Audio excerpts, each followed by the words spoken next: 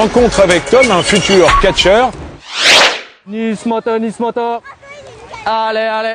Un job d'été pour payer son voyage au Canada, Thomas Laruffa traversera dans 2 mois l'Atlantique pour suivre une formation, pas n'importe laquelle, de catch. En attendant le froid canadien, il subit la chaleur caniculaire.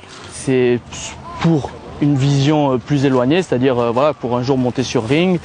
Et donc je veux dire, c'est pour la passion que je fais ça, donc ça me permet d'oublier la dureté du travail avec cette vision à long terme de pouvoir un jour réaliser ce rêve. Il faut juste s'en donner les moyens. À 22 ans, une maîtrise de droit en poche, Thomas va suivre pendant 3 mois un stage intensif. Car malgré son corps d'athlète et les 5 heures d'entraînement quotidien, il doit apprendre l'essentiel. On apprend avant tout à chuter, et après, une fois qu'on sait chuter, on commence à travailler certaines prises, les enchaînements, apprendre à porter les coups, à donner l'impression qu'ils sont vrais sans pour autant faire mal à l'adversaire, ainsi que vendre également les coups, c'est-à-dire que quand on se prend un coup, réagir de telle façon que le public ait l'impression que le coup, on se l'est pris vraiment.